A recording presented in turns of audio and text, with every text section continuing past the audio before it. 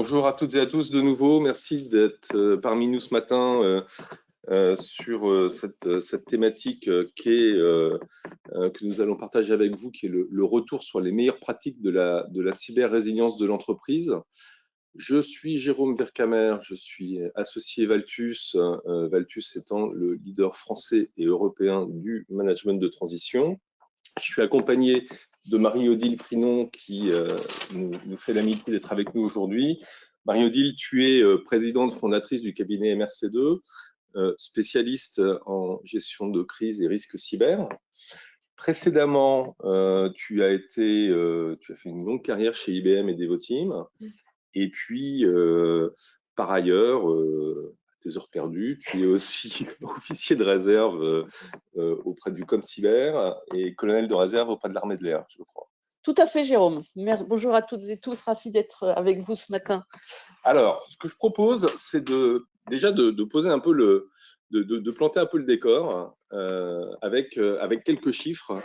Alors, ces quelques chiffres que je voulais partager avec vous sont des chiffres qui sont repris dans un article qui a été posté sur LinkedIn, sur le site de Valtus sur LinkedIn, et qui reprend également quelques éléments chiffrés d'un baromètre qui est fait par le cabinet Another Way. Et donc cet article portait sur le facteur humain au cœur de la cybersécurité. Alors en quelques chiffres, la France est le 4e pays, je ne pense pas qu'on cherche à être le premier d'ailleurs cette fois-ci, mais on est le 4e pays en 2021 en nombre d'attaques par habitant, derrière les États-Unis, l'Angleterre et l'Allemagne. Entre janvier et août 2022, les PME ont été ciblées à 38%. Et ça peut être un sujet d'ailleurs, au-delà des PME, on constate qu'il y a une thématique sur les assurances qui sortent, enfin il y a des chiffres en termes d'entreprises assurées. Les grands groupes, les PME sont les plus assurés aujourd'hui en France et les ETI sont ceux qui sont le moins assurés par rapport au risque cyber. Relativement à ça, justement, une PME sur deux qui ne paye pas de rançon risque de déposer le bilan sous 6 mois, ce qui est un risque absolument létal. Et autre élément un peu intéressant, puisque avec la RGPD, les données, en tout cas en France et partout en Europe et aux États-Unis, les données personnelles ont pris beaucoup de valeur pour les pirates. Et 72% des attaques sont sur des données volées qui appartiennent, portent sur des données volées qui appartiennent aux salariés des entreprises ciblées. Voilà un peu pour planter le décor. Alors, justement, Marie-Odile, qu'est-ce qu'il faut en penser de tout ça? On est tous ciblés, c'est structurel, c'est conjoncturel. Qu'est-ce qui fait qu'on en arrive là actuellement? Malheureusement, c'est des chiffres qui ne m'étonnent pas. Et effectivement, je pense que c'est un petit peu les deux. C'est à la fois conjoncturel et structurel. Structurel parce que effectivement, le digital est partout maintenant, que ça soit à titre personnel ou à titre professionnel. On est tous équipés d'un élément digital, que ça soit un smartphone, un objet connecté, que ça soit et je dirais dans le monde de l'entreprise également, on a vu, je dirais, une accélération de la digitalisation. Bien sûr, on connaît tous le monde de l'IT, de la gestion des RH dans les entreprises, mais maintenant on voit même dans la partie, je dirais, industrielle, avec l'émergence de l'OT, le numérique se développait très vite. Donc, on n'est pas tellement étonné de voir ces chiffres. Donc, je dirais que c'est un petit peu la partie structurelle.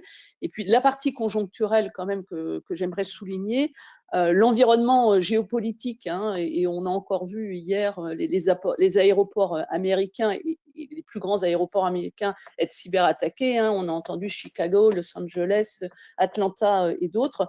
Donc, on est dans un contexte quand même géopolitique où les cyberattaques pleuvent, sans compter bien sûr l'appât du gain qui est toujours là, puisque dans les attaques, quand même, les pirates cherchent souvent aussi cela à se faire de l'argent. Tu parlais des rançons, Jérôme. Donc, les facteurs géopolitiques et l'appât du gain font que les cyberattaques, naturellement, augmentent. Et je dirais que plus globalement, on est quand même dans un environnement de menaces et de crises qui est vraiment multipolaire dans le monde de l'entreprise. On a eu quand même le risque sanitaire avec le Covid, hein, une crise sanitaire. On a maintenant devant nous, ou je dirais même chez nous maintenant, le problème de la crise énergétique. Et puis effectivement, ce problème de la crise cyber, qui peut conduire, comme tu le soulignais, à des problèmes de liquidité et de solvabilité des entreprises, hein. Donc c'est devenu vraiment des menaces sérieuses.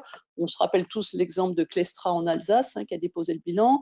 Certains ont avancé aussi que le dépôt de bilan de Camaïeu était en partie dû à l'attaque qu'ils avaient eue précédemment. Ça peut être un facteur aggravant, peut-être pas forcément l'ensemble de la cause. Donc on voit que ces crises multipolaires sont vraiment de plus en plus là aujourd'hui, avec effectivement un risque cyber prégnant. Alors, le mois d'octobre, c'est aussi le Cybermois, qui est une initiative du gouvernement. Et justement, quelles sont tes recommandations ou les recommandations en termes de sensibilisation dans ce Cybermois? Alors d'abord, mieux vaut prévenir que guérir. Je crois que là, l'adage est quand même sérieux. On dit que dans la cyber-résilience, en fait, il y a 4 choses importantes. On dit qu'il faut sensibiliser, on dit qu'il faut protéger, bien sûr, son système d'information au sens large. Il faut être en capacité de détecter, réagir, et il faut capitaliser. Donc la sensibilisation, c'est effectivement un des 4 axes majeurs de la cyber-résilience d'une entreprise.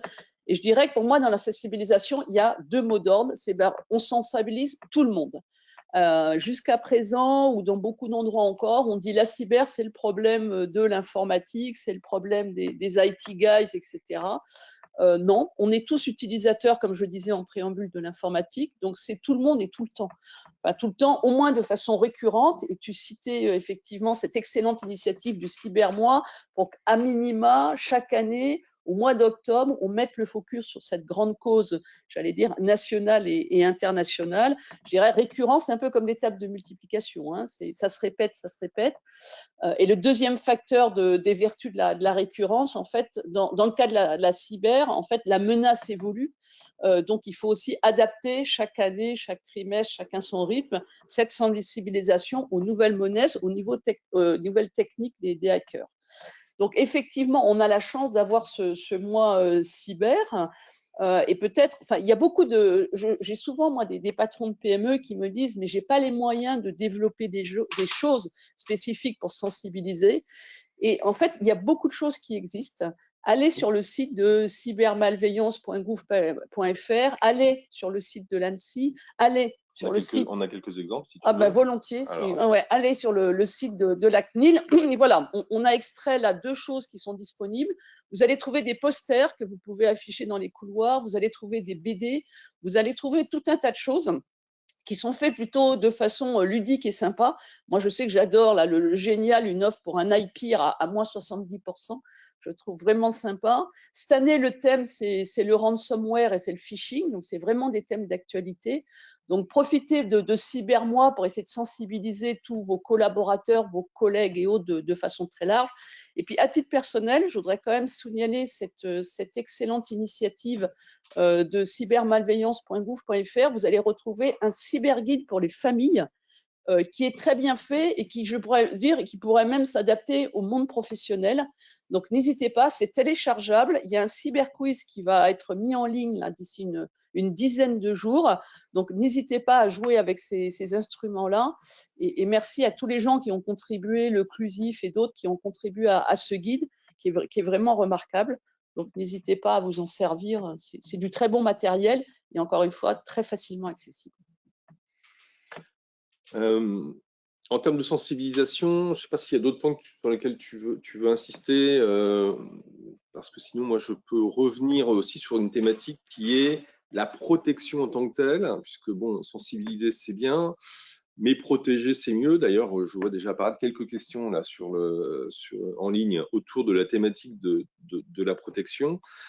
Qu'est-ce qui se passe comme bonne pratique sur ce sujet-là? Alors, la protection du système d'information, encore une fois, au sens large, hein, je parlais de l'IT et de l'OT et j'y reviendrai. C'est vrai que c'est plutôt un sujet d'outillage et de procédure, et souvent, on le laisse plutôt entre les mains des experts, hein, que sont les RSSI, CISO ou au sein de la DSI. Si on doit dégager un petit peu des choses qui me semblent importantes, Vous savez, on dit toujours qu'est-ce qu'il faut faire à minima, hein. L'idée, c'est pas d'en faire trop, de dépenser trop d'argent, c'est trouver la bonne protection, même si elle n'est jamais suffisante parce que les hackers sont très créatifs. Et je vais essayer de dégager 5 bonnes pratiques. Alors, la bonne pratique, qui est pour moi assez simple, c'est ce qu'on appelle le patch management, qui en bon français, c'est la mise à jour des logiciels. Et même si, vous savez, sur votre smartphone, de temps en temps, vous voyez apparaître, on vous demande de mettre à jour un certain nombre des applications que vous avez chargées, faites-le, parce qu'en fait, vous vous apercevez souvent qu'on est là pour corriger des bugs, des failles de sécurité. C'est exactement pareil dans une production informatique d'une entreprise, quelle que soit sa taille. Le patch management, c'est une bonne pratique. Elle est souvent gérée par l'équipe informatique, et donc ça se fait assez naturellement sur les postes de travail en entreprise. La deuxième chose qui me semble important, c'est tout ce qui est outillage. Je dirais, là, on est dans les firewalls, on est dans les antivirus, anti-spam, etc. Là, c'est pareil, on a souvent des bonnes pratiques. Je dirais, c'est l'outillage de base qu'on a maintenant de plus en plus. Là aussi, c'est confié aux hommes de l'art qui ont cette couche de base et puis qui l'enrichissent au fur et à mesure de l'augmentation de la maturité de la société. Donc ça, c'est vraiment des outils. Et il faut le laisser entre les mains de son IT manager ou de son DSI préféré. Et là, un point d'attention, et j'y reviendrai sur la chaîne de sous-traitance, on y reviendra un petit peu plus tard, c'est aussi quelque chose qui concerne si vous avez des fournisseurs de cloud, des éditeurs chez lesquels vous prenez du service, assurez-vous que la politique que vous appliquez en interne soit aussi appliquée chez eux, mais on reviendra sur ce sujet de la chaîne de sous-traitance. La troisième chose importante pour moi, c'est tout ce qui est gestion des mots de passe, MFA, l'authentification multifacteur. Là aussi, je dirais, c'est des bonnes pratiques. L'autre jour, je faisais un audit de risque là, pour un client et je m'intéressais à ce sujet. Et je suis encore tombée, entre guillemets, sur des gens qui avaient des passwords à 2 caractères. Ça peut faire sourire, c'est des choses qui existent. Surtout, il faut le prendre en considération, il faut comprendre pourquoi on en est arrivé là. Il y a des bonnes pratiques qui sont publiées là aussi sur les guides ANSSI cybermalveillance. On dit qu'un mot de passe 12 caractères, c'est quand même pas mal. Et puis, on dit qu'un mot de passe, il faut changer tous les 3 mois. Et si possible, pas prendre les 4 derniers mots de passe, c'est-à-dire avoir une mécanique en place pour vous obliger à choisir des mots de passe qui sont différents des 4 derniers. Encore une fois, c'est des règles d'hygiène, c'est pas très compliqué, mais ça peut sauver beaucoup de choses. Donc, il ne faut pas hésiter à éduquer les gens, leur expliquer ça pour que ça devienne une pratique. Quatrième chose, la gestion des accès aux systèmes d'information, aux différentes applications. Et là, je dirais que ça demande une coordination entre l'équipe informatique, d'une part la RH. En fait, les collaborateurs, ils rentrent et ils sortent de l'entreprise. C'est normal, c'est la vie d'une entreprise. De même que vous pouvez avoir des stagiaires, des alternants, pensez bien à tous ceux qui accèdent. Et là, c'est important en fait d'avoir une bonne coordination le jour, et c'est je dis bien le jour où le collaborateur quitte l'entreprise. N'oubliez pas de lui supprimer ses accès. Moi, je suis encore frappée, quand on fait des analyses de risque, de constater qu'au bout d'une semaine, un mois, il y a toujours des collaborateurs qui ont quitté l'entreprise et qui ont toujours des accès. Et malheureusement, quand on intervient en cybercrise, on voit des gens, parce qu'ils sont partis un peu fâchés de l'entreprise pour des raisons diverses et variées, qui ont réussi à accéder au système d'information. Je parle de coordination entre l'ADSI et la DRH, mais n'oubliez pas votre direction des achats, parce que vous pouvez avoir des prestataires en fait, qui sont en mission chez vous, qui accèdent à votre système d'information. Moi, ça m'est arrivé dans un certain nombre de missions, on m'a donné un PC, des accès. Donc, n'oubliez pas aussi, à la fin d'un contrat ou dans la sortie d'un prestataire, de le supprimer ses accès au système d'information et de lui reprendre son PC. Je suis consciente que ça demande un petit peu de gestion, mais c'est absolument clé. Donc ça, c'est la quatrième bonne pratique. Et la cinquième bonne pratique, et peut-être que j'aurais dû commencer par ça, mais je garde le meilleur, c'est les sauvegardes. On parlait tout à l'heure de PME qui, après une cyberattaque, sont obligées malheureusement d'arrêter leur activité, de mettre la clé sous le paillasson, ce qui est bien dommage. Et en fait, on s'aperçoit que souvent, c'est parce qu'ils n'avaient pas de sauvegarde, tout simplement. Et je parle bien de sauvegarde à froid, parce que c'est bien de sauvegarder, mais si vous faites attaquer pendant que vous sauvegardez, je l'ai vu l'autre jour malheureusement, la sauvegarde va être corrompue.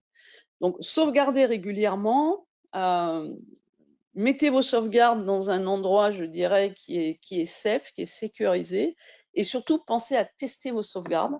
C'est une autre chose qu'on voit, c'est que les gens ont fait des sauvegardes, c'est super, mais par contre on n'arrive pas à redémarrer, à remonter les sauvegardes quand on est obligé de repartir malheureusement de zéro. Et surtout, ça m'amène à un point, on en parlera peut-être tout à l'heure, hein, sur vous avez des données sensibles, identifiez vos données sensibles. C'est celles-là, effectivement, qui, en termes de sauvegarde, sont les plus fragiles. Et c'est aussi celles-là qui, sur une chaîne de sous-traitance, sont les plus sensibles. Donc, posez-vous la question de comment vous les protégez, chiffrement et autres, avant de les confier à quelqu'un d'autre. Donc, 5 bonnes pratiques. Hein. Le patch management, des outils de base anti-spam, antivirus, etc. La gestion des mots de passe et peut-être le MFA, la gestion des accès et les sauvegardes. Et sur les données sensibles, puisqu'on en parlait là, dans les grands chiffres, les données salariées sont des données sensibles, en tout cas les données personnelles. Donc le fait de crypter de la donnée, ça devient une pratique qui est accessible facilement aujourd'hui pour une DSI ou... Alors, il y a aujourd'hui effectivement des outils et des méthodes qui permettent de chiffrer de la donnée, qui permettent de protéger la donnée. Donc, ça devient quelque chose effectivement d'accessible. Après, encore une fois, hein, prenez le temps de faire le travail en amont. Tu parles, Jérôme, des données de salariés, bien sûr, données personnelles. Il y a d'autres données sensibles. Vous pouvez être dépositaire de données de santé de par votre activité ou parce que vous générez des salariés avec un handicap ou ce genre de choses. Vous pouvez avoir des données sensibles pour votre business. Vous êtes un leader mondial, un leader européen dans un domaine d'activité. Vous pouvez avoir des brevets, vous pouvez avoir des données industrielles, vous pouvez avoir des données commerciales, marketing sensibles. Et en fait, la carte des données, ça sert à cela, de se dire j'ai 3 types de données, 3 ou 4 types, hein, suivant les organisations.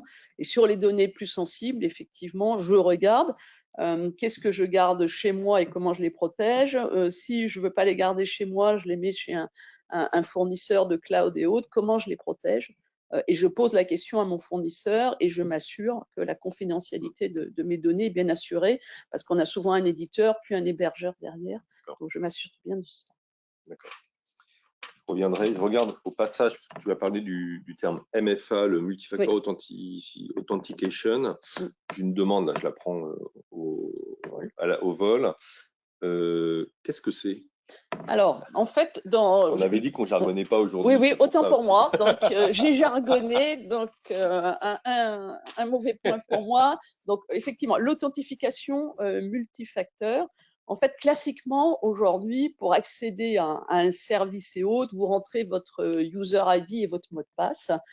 Et puis, de plus en plus, on voit apparaître en fait une deuxième façon de s'authentifier. Regardez, par exemple, vous achetez un billet de train sur votre compte SNCF qui se connecte à votre compte bancaire et vous pouvez avoir une authentification. Par exemple, vous rentrez sur votre smartphone un code à 6 chiffres pour pouvoir authentifier la transaction qui est faite en fait avec ce système bancaire. Donc, en fait, c'est une authentification multifacteur. Donc, par exemple, le mot de passe sur le PC. Et puis ensuite, via votre smartphone, on vous demande un deuxième code qui permet de s'assurer que c'est bien vous qui vous connectez. Très clair. Bon, alors, si en appliquant toutes ces bonnes pratiques, en sensibilisant les équipes, malgré tout, l'entreprise, l'entité se fait attaquer. Parce qu'en fait, la question maintenant, c'est pas est-ce que ça va arriver, mais c'est quand est-ce que ça va arriver. Donc, qu'est-ce qu'il faut faire dans ces cas-là? Alors, tu as raison de souligner, Jérôme, que malgré la sensibilisation, malgré la protection qui se développe de plus en plus avec beaucoup de bonnes pratiques, malheureusement aujourd'hui, le risque zéro n'existe pas. Les cyberhackers ont toujours un coup d'avance sur nous par rapport aux outils qu'on déploie. Et donc, malheureusement, l'attaque est devenue la sport national. Alors, ce qui est d'abord important, bien sûr, c'est pouvoir la détecter. Parce qu'on voit en fait de plus en plus de choses, c'est que l'attaquant s'installe sur vos systèmes pendant des semaines souvent, et puis il déclenche la bombinette une fois qu'il s'est bien servi la grande classique, hein, on a d'abord la fuite de données, c'est-à-dire que le hacker vient siphonner vos données et puis ensuite il déclenche l'attaque, c'est-à-dire indisponibilité de vos systèmes. Et souvent, on s'en aperçoit uniquement le jour J quand écran noir, écran tête de mort, suivant la technique d'attaque. Donc d'abord, important d'être en capacité de détecter le plus tôt possible pour pouvoir réagir le plus tôt possible. Si malheureusement ça se passe quand même, en fait, il faut être prêt, comme je dis. Et être prêt, ça veut dire quoi? Ça veut dire qu'en amont, il faut avoir réfléchi à un certain nombre de choses, il faut avoir fait un certain nombre de choses. C'est ce qu'on appelle la préparation à froid. Les militaires utilisent beaucoup ce terme-là, et vous allez rapidement comprendre mon propos. En fait, il faut réfléchir un petit peu à comment on va s'organiser, quel dispositif de crise on va mettre. C'est-à-dire d'abord comment on va qualifier qu'on est attaqué. Si on a l'écran noir, c'est assez simple. Quel dispositif de crise je mets en place, cellule de crise, avec qui, quand, comment. Comment je déclenche le dispositif de crise, parce que la cybercrise, elle a quand même une particularité, c'est que vous n'avez plus d'outils. Vous n'avez plus de système d'information et avec, souvent, vous n'avez plus de système de communication. On a de plus en plus de téléphonie sur IP et autres, ou si on se fait attaquer, là je vais encore jargonner, en fait, si on perd l'AD, hein, l'Active Directory, c'est-à-dire l'annuaire, on n'a plus d'annuaire sur son smartphone pour dire, ah ben, tiens, je vais appeler Pierre-Paul Jacques. En fait, on est dans le noir complet.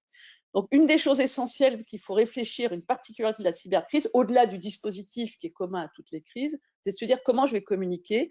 Est-ce que, en fait, j'ai pris en dehors du système d'information de l'entreprise un abonnement quelque part, ou est-ce que je sais prendre un abonnement quelque part rapidement qui va me permettre, en fait, de communiquer et de retrouver cette vertu de communication.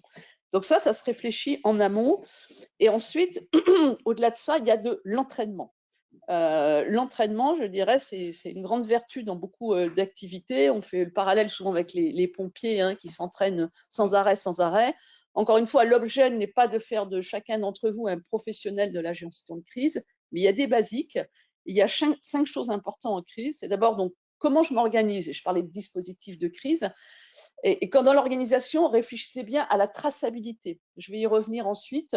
On a parlé de cyberassurance et d'autres choses. Donc, de l'organisation, c'est bien la main courante au journal de bord pour comment je vais tracer ce qui se passe pendant ma crise. Parce qu'il y a beaucoup de gens qui vont vous demander un certain nombre de choses à la fin et pendant la crise. Bon, la deuxième chose, c'est en capacité de qualifier. Je parlais d'incidents techniques au début, hein, c'est une cyberattaque. Mais en fait, une cyberattaque, ça a de nombreuses conséquences. Ça a des conséquences sur votre activité, ça a des conséquences juridiques, hein, RGPD, la CNIL, ça a des conséquences financières, ça peut avoir des conséquences humaines et environnementales, malheureusement, en particulier dans le monde de l'industrie. Donc, il faut réfléchir un petit peu à cette qualification. Ensuite, il faut s'entraîner à décider dans l'incertitude. Vous avez une crise, en fait, ça arrive, l'écran noir, qu'est-ce que je fais? C'est quoi mes premiers gestes? C'est ce qu'on appelle un petit peu la golden hour. C'est qu'est-ce que je dois faire dans les premières heures? Est-ce que je coupe tous mes liens pour m'isoler, éviter de contaminer plus large? Voilà, donc ça, c'est des questions. Et si on ne sait pas s'entraîner, si on ne s'est pas entraîné à se poser ces questions, c'est compliqué. Communiquer, alors là, je dois dire, c'est commun à toutes les crises et on a tous en tête des communications qui sont parties en cacahuète dans des crises. La crise était pas mal gérée, la communication était pas très bonne et en fait, on a géré des crises dans les crises parce que on n'a pas été transparent, on a raconté des histoires différentes entre l'interne et l'externe. Donc ça se prépare aussi, la liste de parties prenantes, mes éléments de langage. On entraîne les équipes là-dessus. Et puis la dernière chose, et j'y reviendrai, c'est l'anticipation en crise. J'ai parlé de préparation à froid, c'est tout ce qu'on fait en amont, mais pendant la crise, il faut continuer à anticiper le coup d'après. Je vous rappelle qu'on a des hackers en face de nous. Et donc, il faut se dire, c'est quoi le coup où est-ce que le hacker va m'emmener? C'est quoi le coup d'après? Il faut avoir des gens, une petite sous-cellule en crise qui est en capacité de réfléchir à ça. Donc ça, c'est la première chose, c'est se préparer. J'ai été un petit peu longue là-dessus, mais c'est tellement important. Qu'est-ce qui va faire qu'on va rentrer en crise de façon, je dirais, moins critique que si on n'était pas entraîné. Après, en crise, il faut être capable de mobiliser les bonnes compétences. En interne, bien sûr, parce qu'on a beaucoup de sachants, hein, qu'ils soient techniques au niveau de l'IT, de la SSI, mais aussi, bien sûr, des gens peut-être dans le juridique, des gens dans les métiers, et des compétences externes. Rares sont les gens qui sont capables de gérer toute seule une crise. Et c'est bien d'avoir réfléchi un petit peu en amont à qui seraient les gens que je pourrais mobiliser. Bien sûr, des gens sur la partie technique, que ce soit sur la partie threat intelligence, donc les gens capables de décrypter l'attaque, que ce soit votre prestataire informatique qui connaît votre architecture, mais aussi des gens dans la communication. La communication de crise, c'est quelque chose de bien particulier. Ça peut être des gens dans la partie juridique. Si vous avez un cabinet d'avocats qui travaille avec vous, peut-être que ça peut être intéressant de le mobiliser en cas de crise. Donc, la mobilisation des compétences. La troisième chose, c'est votre écosystème. Encore une fois, vous n'êtes pas seul au monde. Vous êtes connecté à beaucoup de gens. Vous allez être en crise. Ça va se voir très rapidement parce que vos activités seront indisponibles, parce qu'il y a des gens qui vont rapidement tweeter, y compris vos collaborateurs, y compris les prestataires qui sont en contrat chez vous. Je veux dire, écran noir chez Trucmuche, que se passe-t-il? Donc, en fait, être en capacité en fait, de coopérer et de parler à vos partenaires, avec qui en particulier vous avez des liens informatiques, c'est absolument capital. Encore faut-il les connaître.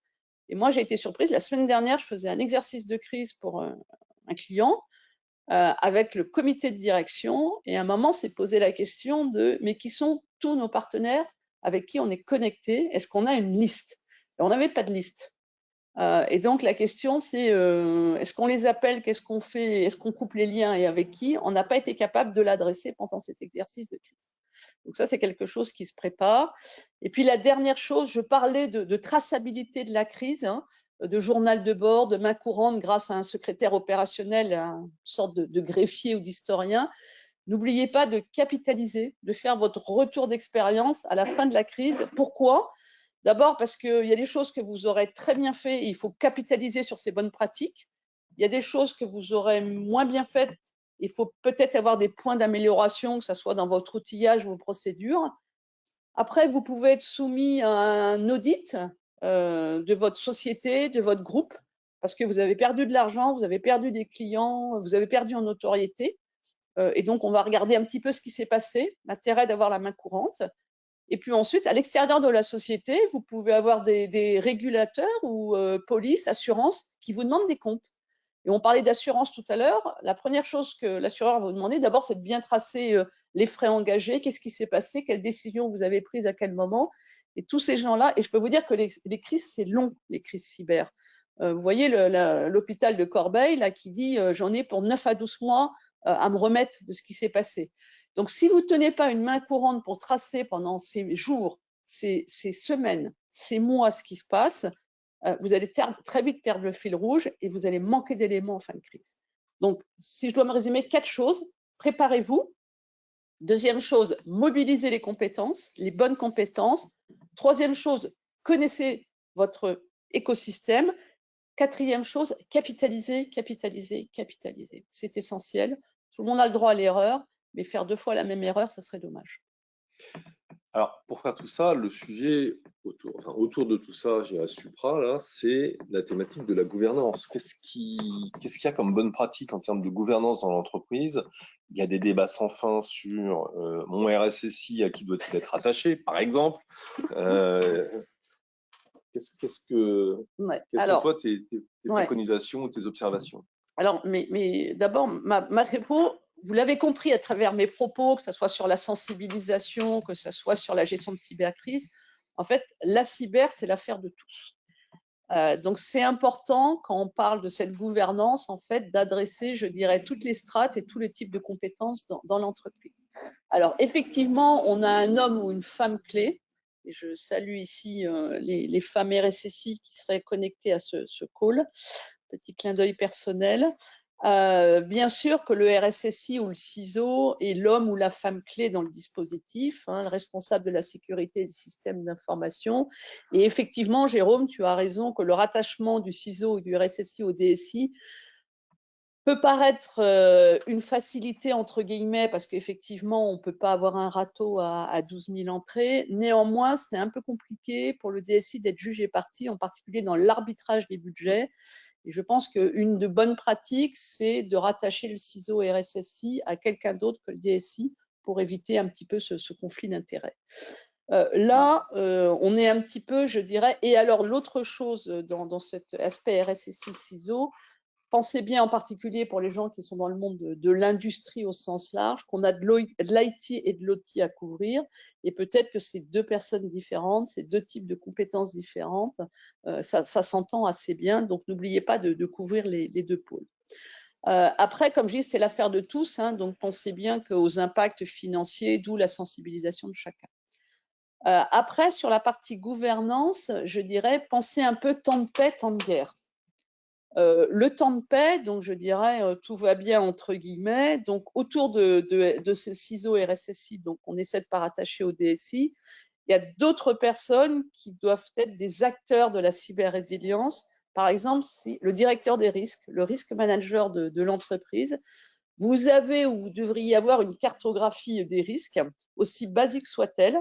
Mais en fait, le risque cyber, j'espère, est bien identifié, en particulier si vous êtes des acteurs où le digital est un moyen clé de vie, ce qui est le cas pour la plupart d'entreprises aujourd'hui. Donc, le risque manager est effectivement un homme, une femme clé dans l'organisation, dans la gouvernance. Et puis, la troisième chose, la cyber doit être un sujet de comité de direction.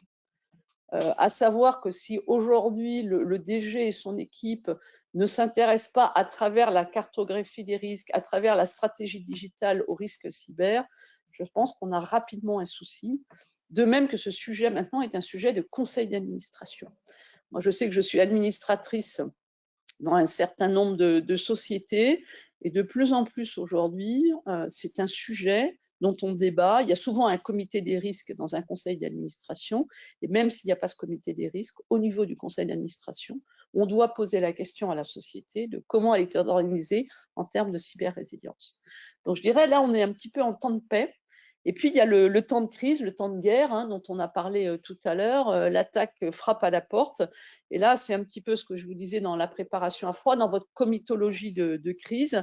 Et là, il y a quelques règles de base. Je vous parlais, donc, dans une cellule de crise, il y a un certain nombre de rôles, hein. On parlait du directeur de crise qui pilote la cellule. On parlait du secrétaire opérationnel qui tient la main courante ou le journal de bord.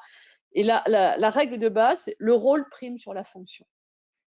Le rôle prime sur la fonction. C'est-à-dire que celui qui est directeur de crise, il a toute délégation pour pouvoir prendre la décision.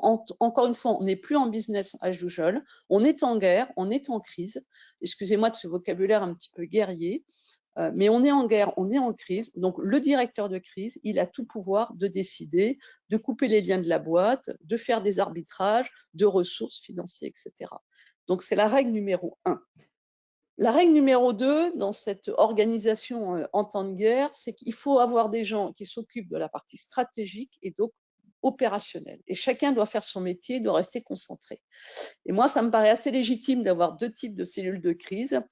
Une cellule de crise dite stratégique, c'est-à-dire le DG, je dirais, ses dirigeants effectifs autour de lui, et une stratégie opérationnelle où naturellement on aura les hommes et les femmes de l'informatique et de la SSI qui sont là pour analyser la compromission et proposer une stratégie de restauration ou même de reconstruction du système d'information. Et chacun doit faire son métier. Et encore une fois, que ça soit dans la cellule stratégique ou la cellule opérationnelle, le staffing, il est identique. À chaque fois, il faut un directeur de crise. Bien sûr que le directeur de crise opérationnel ira rendre compte au directeur de crise stratégique et fera des allers-retours, mais directeur de crise avec les pouvoirs, secrétaire opérationnel, un coordonnateur de crise peut-être qui aide sur cette méthodologie de crise. Et puis, j'en parlais en introduction, ce pôle anticipation qu'on voit de plus en plus, qui est vraiment stratégique en cybercrise. Je voudrais y revenir et pour expliquer un petit peu ce que c'est que ce pôle anticipation, je disais, on a un ennemi en face de nous, on a un hacker, hein, c'est comme dans les attaques terroristes, il faut comprendre où vous nous emmenez. Ce pôle anticipation, à quoi il sert? Je vais faire un parallèle rapide pour essayer d'être le plus didactique possible. Quand vous êtes confronté à des grands incendies, reprenons les incendies de forêt qu'on a eu malheureusement cet été en France, vous voyez les pompiers établir une cellule opérationnelle au pied du feu, entre guillemets, et vous verrez que de plus en plus, à côté, ils ont ce qu'on appelle une sous-cellule anticipation pour les aider. Et en fait, dans cette sous-cellule anticipation, vous avez des gens de la météo, vous avez des gens de l'ONF, et en fait, le métier de ces gens-là, c'est de regarder un petit peu la prévie météo, le vent, la pluie, les orages, Et comment le vent d'Est, le vent du Sud, comment ça va tourner. Et les gens de l'ONF, par exemple, dans les feux de forêt, de dire, dans cette forêt, on a des pins, on a des chênes, on a des vignes, enfin, que sais-je. Et donc, la façon de brûler, en fait, est différente entre une forêt de pins, une forêt de chênes, des vignes, etc. Et avec cette complémentarité, en fait, avec la météo, ils vont être en capacité, en fait, de suggérer au patron de la cellule opérationnelle des pompiers, en fait, des actions, je dirais, en avance de phase. Donc, ça peut être par exemple, du matériel qu'on ira mettre à 1 km, 2 km du feu avec des hommes, parce qu'on sait que le feu va tourner de cette façon et qu'il faut commencer à faire un certain nombre de choses. Ça peut être du renfort de canadair, d'hélicoptères, etc., qui va être suggéré au patron de la cellule opérationnelle des pompiers, qui, encore une fois, sera le seul décideur d'activer ou pas, de prédisposer ses moyens ou pas. Donc, pour revenir à notre propos, qui est la cybercrise, la cyber-résilience aujourd'hui, de la même façon, on voit de plus en plus dans les entreprises cette sous-cellule anticipation, donc avec des gens qui gardent un petit peu la tête au-dessus de l'eau et qui réfléchissent un petit peu à l'évolution de l'attaque et aux conséquences de l'attaque, et qui peuvent suggérer au directeur de crise des actions en avance de phase pour essayer de contrecarrer tout cela. Dernier point, souvent on nous pose la question, mais quelles sont les bonnes personnes à mettre en cellule de crise? Alors, bon, bien sûr que la fonction et la compétence de la personne en entreprise est clé, mais attention aux soft skills. Et là, importance des exercices de crise.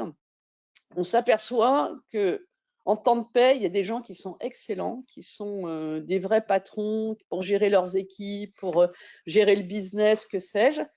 Et en temps de crise, en temps de guerre, en fait, leur façon d'aborder leur sujet, leur fragilité par rapport à du stress, par rapport à des situations souvent très complexes et encore une fois qui sont dans la durée, font que ce n'est pas les meilleures personnes.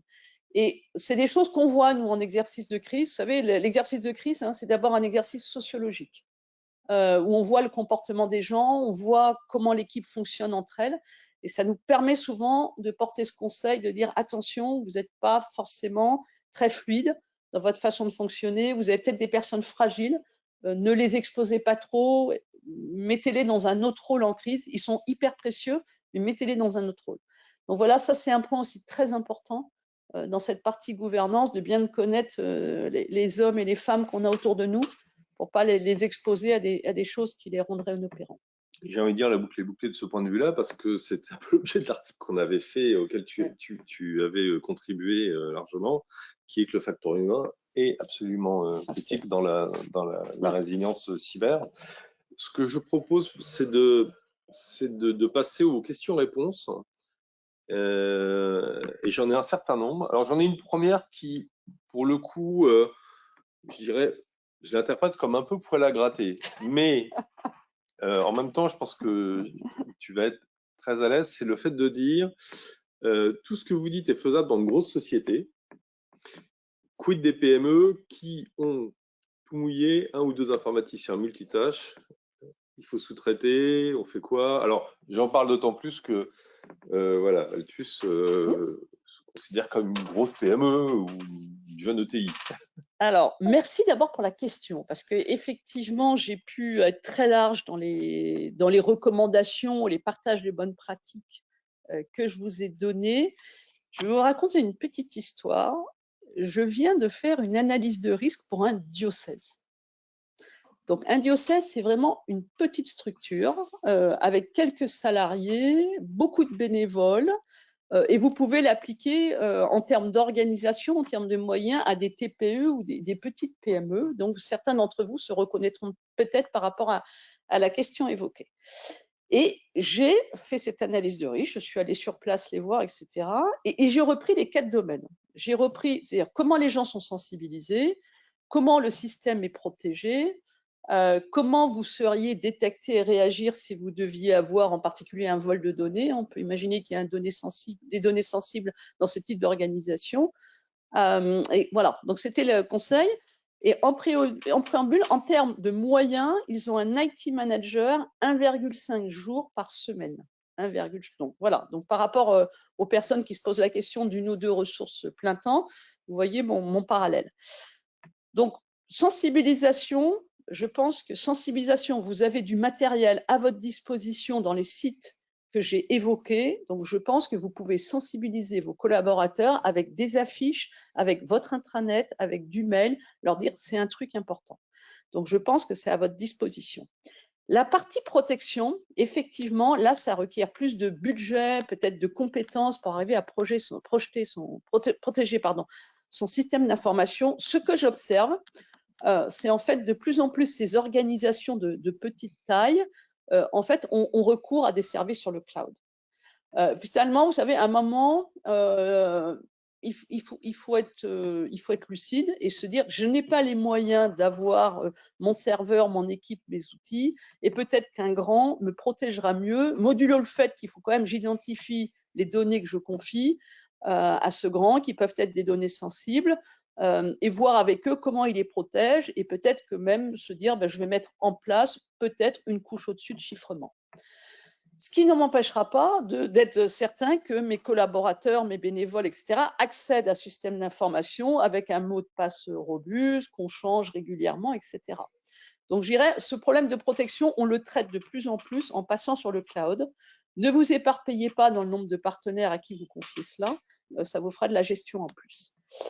Si malheureusement, il doit quand même vous arriver quelque chose parce que vous avez quand même des PC avec des données sur votre disque dur, etc., etc. Donc, soyez en capacité effectivement de réagir, de reconnaître. Vous verrez bien, l'attaque, de toute façon, souvent, elle est quand même assez visible. Il y a des outils, hein, on parle d'EDR, etc., pour monitorer cela. Donc, soyez en capacité, typiquement, ayez quelques réflexes, typiquement, vol de données, vous appelez la CNIL. Et puis, ayez, je dirais, dans votre carnet d'adresses, un partenaire qui va venir pouvoir vous aider le jour J. Donc, et ça se prépare en amont. Qui vous connaît, il connaît à peu près votre système d'information, il sait ce que vous avez gardé chez vous, ce que vous avez chez un provider. Donc là, je pense que c'est précieux. Je rappelle quand même que si vous êtes confronté, vous n'avez pas pu anticiper ça, quand vous allez sur le site cybermalveillance, vous déclarez que vous êtes un particulier ou une entreprise, vous dites à peu près ce qui vous arrive, ils peuvent vous mettre en contact avec des prestataires qui sont reconnus, certifiés. C'est exactement pareil à l'ANSSI. Alors, c'est vrai que l'ANSSI traite plutôt les plus gros et traite moins les petits, sauf quelques petits très stratégiques pour l'État. Donc, voilà, donc vous avez, je dirais, là, quand même 2 vecteurs d'aide. Donc voilà, donc sensibilisation, à mon avis, vous pouvez le faire, vous avez du matériel. Protection, c'est vrai que le cloud vous offre des choses quand même intéressantes, ce qui vous empêche pas quand même d'appliquer des règles d'hygiène. Détection, encore une fois, pensez à vous faire aider en amont, et si jamais ça n'a pas été fait, allez sur ces sites, trouver un prestat. C'est comme un particulier, hein. Moi, l'autre jour, j'ai une amie qui m'a appelé, qui s'était fait voler ses données, enfin écran noir. Elle avait eu tous les mauvais réflexes, alors que c'est quelqu'un plutôt d'éduqué et de consciente. En fait, elle a été prise dans le stress. Elle a appelé le téléphone qui était affiché sur son écran. Naturellement, c'était une mauvaise piste, hein, des hackers. Elle a commencé à leur dire un certain nombre de choses, et puis à un moment, son cerveau s'est reconnecté. Hein, vous connaissez ça, hein, dans les situations de stress, il y a des parties du cerveau qui se déconnectent pour nous protéger. Au bout d'un certain moment, son cerveau s'est reconnecté et s'est aperçu qu'elle était dans la mauvaise direction. Et elle m'a appelé ensuite pour dire qu'est-ce que je fais. Et je lui dis, dans cybermalveillance, tu vas déposer plainte au commissariat, et souvent ils ont des bonnes adresses de Presta pour peut-être retrouver tes données, ou tu vas dans cybermalveillance et tu vas trouver des choses pour t'aider également. Donc, j'espère que j'ai répondu à la question, quelques bonnes pratiques pour aider. Je pense que c'est très clair. En plus, c'est vrai que les pratiques PME s'appliquent aussi à la maison. On a des sujets qui sont la protection de ses propres données, de ses propres accès. Hein. Nos box Internet sont attaquées en permanence par des robots. Une double question en fait, qui est liée à la rançon et à l'assurance. Alors, ça commence par comment gérer le dilemme de la rançon, payer ou pas? Et puis j'ai une autre question qui est un corollaire, surtout depuis quelques semaines, qui est à l'actualité gouvernementale. Selon vous, selon votre expérience, les couvertures d'assurance sont-elles réellement efficaces en cas de demande de rançon? Bien, alors, j'adore cette question, elle est très fashion. Hein. Alors, la demande de rançon, vous savez, il y a une position officielle qui dit on ne paye pas la rançon, ce qui me paraît pas mal parce qu'en fait, finalement, il ne faut pas alimenter le business des hackers. Donc, c'est assez du bon sens. Après, concrètement, quand on est au fond du trou, en fait, quand il faut arbitrer cette question, pour moi, il y a un point essentiel. Alors, je vais quand même vous raconter une anecdote. Un vendredi soir tard, j'ai un client qui m'appelle. C'était le DAF de la boîte. Ils étaient cyberattaqués, une de leurs usines en Amérique du Sud, et qui me dit Marioline en attaqué, on va payer la rançon. Et je leur dis bonsoir, merci. Quelle est la question? Bon, et puis après, j'ai vu qu'il avait besoin de s'entretenir, d'avoir un effet miroir pour savoir si c'était une bonne décision. Et dans son argumentaire, il me dit de toute façon, c'est remboursé par l'assurance, donc on ne se pose pas la question. Moi, je pense qu'il faut arbitrer les choses un petit peu différemment. La première question qu'il faut vous poser, c'est est-ce que vous avez le moyen de redémarrer ou pas? C'est essentiel. Vous vous êtes fait attaquer. Est-ce que vous avez des sauvegardes? Est-ce que vos sauvegardes sont propres? Est-ce que, à partir de ces sauvegardes, vous allez pouvoir redémarrer votre système d'information? À peu près à quelle vitesse? Au bout de combien de temps? Et est-ce que c'est jouable pour votre société? Et donc là déjà, quand vous arrivez à éclaircir ces points et donc à avoir cette discussion en comité de direction, vous avez déjà fait un pas important. Parce que je reprends l'argumentaire du gouvernement là, sur cette histoire de payer la rançon, déclarez-le à la police et les assurances doivent payer. Je fais un raccourci, mais c'est à peu près ça. En fait, ça peut être vrai pour un certain nombre de sociétés, en particulier de PME. Je ne veux absolument pas ici dire du mal des PME. J'ai une profonde admiration pour tous leurs patrons et leurs équipes, pour ce qu'ils font au quotidien, pour notre pays et pour le business. Mais la réalité du terrain nous montre que c'est surtout là qu'on est soumis à cette question. Malheureusement, des fois, la réponse est on n'a rien pour redémarrer à part payer la rançon. Et ben là, je dis, bah oui, on paye la rançon parce que c'est peut-être la seule façon de sauver la boîte.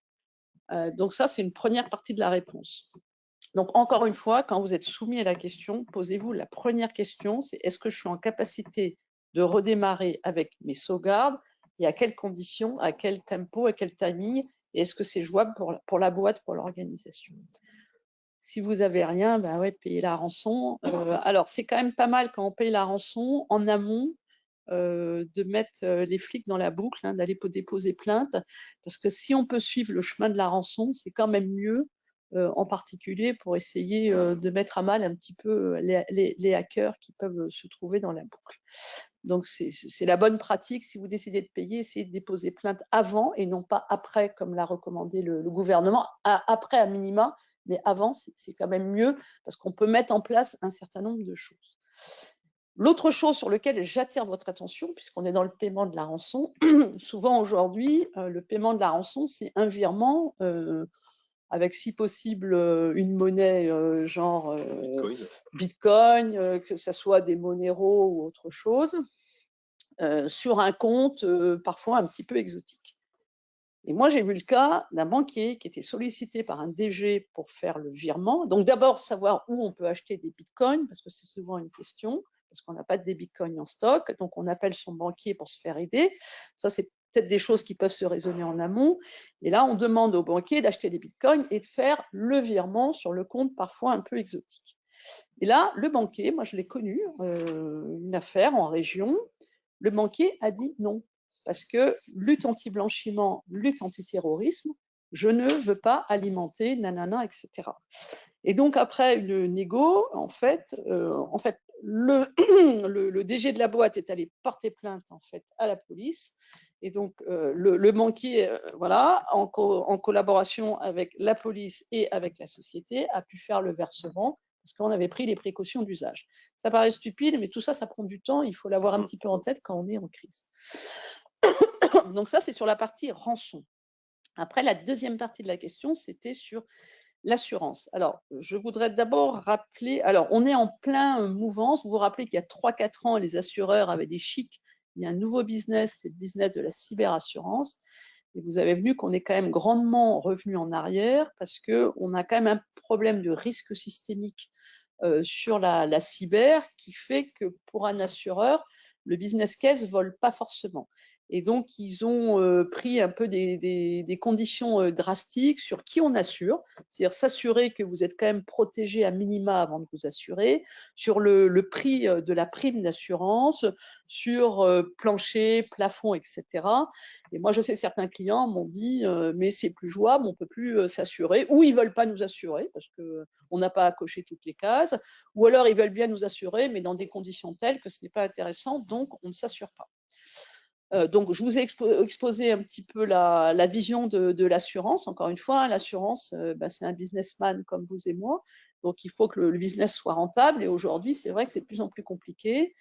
Donc, ça, c'est le premier point à avoir en tête. Le deuxième point à avoir en tête, c'est que pour ceux qui ont regardé un peu leur police de cyberassurance, je me permets de le présenter comme ça. Je suis souvent étonnée aussi, quand on est en exercice de crise, c'est ce que se pose la question, on a au choix soit pas le numéro de police, soit pas le numéro à appeler, soit pas l'information de ce qu'il y a dans la police. Donc une bonne pratique, si vous avez une police de cyberassurance, c'est d'abord de le savoir et de savoir ce qu'il y a dedans. Parce que s'il faut la déclencher, c'est mieux.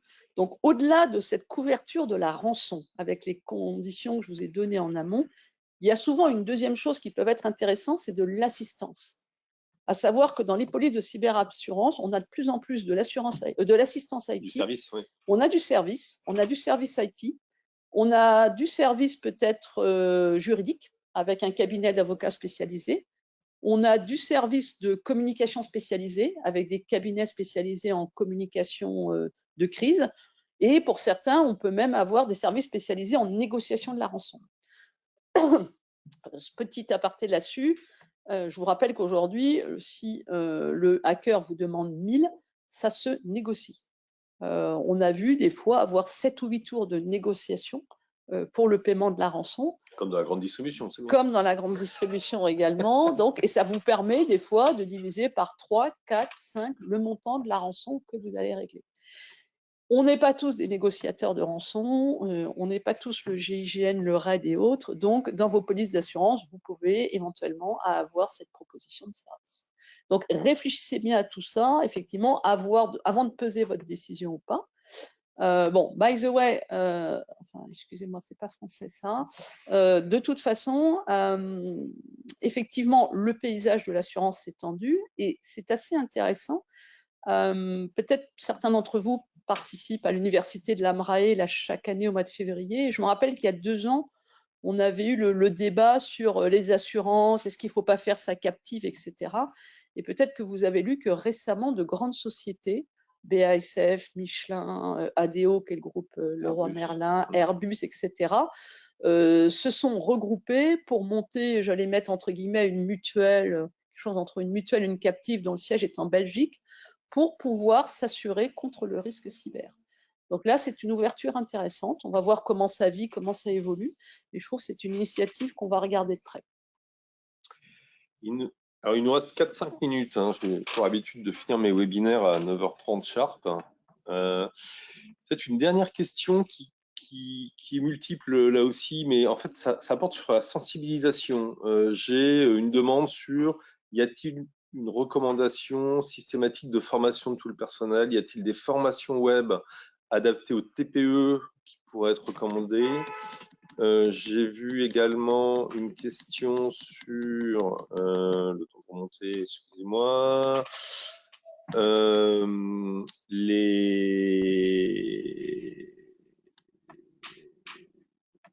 Alors, c'est une couverture d'assurance, c'est pas très fluide. Est-ce qu'il y a des outils pas chers pour tester la culture cyber de l'entreprise dans le cadre d'une sensibilisation?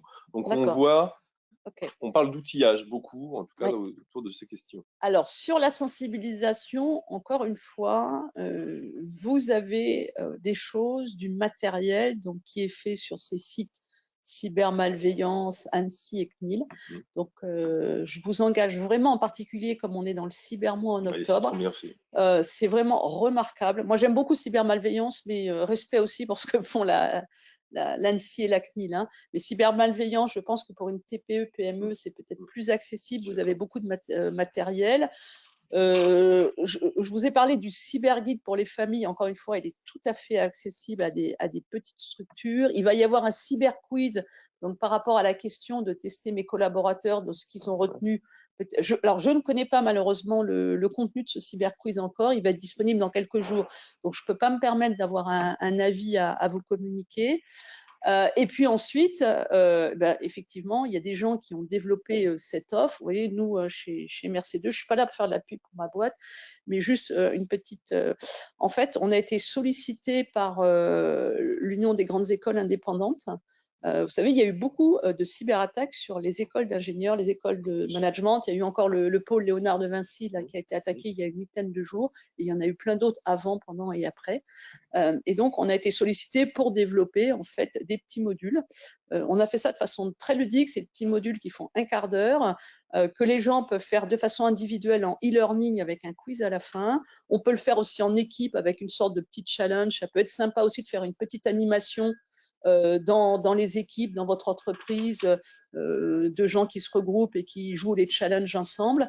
Donc voilà, et bon, on l'a fait chez nous, mais bien sûr, il y a d'autres cabinets qui l'ont fait. Hein. Je ne suis pas là pour faire de l'autopromotion. Donc, il y a aussi cette possibilité. C'est des outils, encore une fois, qu'on déploie massivement, donc avec des prix qui sont abordables. Oui, je parle d'école d'ingénieurs et de management. Ils n'ont pas forcément des gros budgets sur la sensibilisation cyber, mais néanmoins, ils mettent cet argent. Ça permet de sensibiliser des dizaines, des centaines, voire des milliers pour les plus gros, de façon ludique, sympa et à des budgets raisonnables. Très bien, très bien. Il nous reste une minute ou deux, une minute même. On évoquait la sous-traitance. C'est un point d'attention particulier pour toi, la sous-traitance. Alors, effectivement, vous savez, dans la cyber-résilience, on parle toujours du maillon faible. Alors, on dit toujours que le maillon faible, c'est l'humain entre la chaise et le clavier, bien sûr, et je vous ai parlé de sensibilisation. Mais le deuxième maillon faible, en fait, c'est la chaîne de sous-traitance. Encore une fois, aujourd'hui, le système d'information, qu'il soit IT ou OT, il est de plus en plus connecté à des partenaires, que ce soit pour faire de la maintenance, par exemple, sur des machines-outils, ou que ce soit pour un éditeur qui vous donne accès, en fait, à son logiciel, parce qu'il a un hébergeur derrière. Et on se rend compte, en fait, que l'ouverture de votre système d'information à tous ces partenaires, c'est ce qui rend la surface d'attaque de plus en plus grande. Et donc, ce qui est important dans cette chaîne effectivement de sous-traitance, c'est que vous ayez en fait un petit peu le lead pour vous assurer que les bonnes pratiques que vous avez mises en œuvre, que vous recommandez chez vous, elles sont aussi chez eux. Et donc, comment ils protègent vos données? Encore une fois, c'est vous qui êtes responsable. Hein, vous êtes le responsable du traitement de la donnée. Donc, s'il y a un problème, c'est vous qui serez attaqué. C'est vous contre lequel on va porter plainte. C'est vous à qui on va demander des dommages et intérêts. Donc, assurez-vous que derrière, que ce soit éditeur, hébergeur, provider de cloud, vos données sont protégées. De quelle façon? Est-ce que ces gens-là font des tests réguliers sur des pen tests, sur leurs infrastructures? Assurez-vous aussi des contrats de disponibilité s'ils doivent se faire cyberattaquer. Quelles sont leurs procédures de reprise pour vous assurer que le service peut reprendre? Si c'est des services critiques chez vous, que vous allez pouvoir continuer à bénéficier de leurs services, même s'ils sont cyberattaqués. C'est vraiment des discussions qu'il faut avoir avec eux avant de signer. Et il faut vérifier de façon récurrente que leurs engagements sont mis en œuvre pour éviter le pire, malheureusement. Merci beaucoup, Marie-Odile. Un grand merci pour cet échange. Il est 9h30. Je vais conclure juste en rappelant que ce webinaire va être accessible en replay. Donc, vous pourrez le retrouver sur à la fois notre site et on y fera référence régulièrement sur LinkedIn. Merci à toutes et à tous d'avoir participé. Encore un grand merci, Marie-Odile. Et à un prochain webinaire. Bonne journée. Merci, au revoir. Merci, au revoir.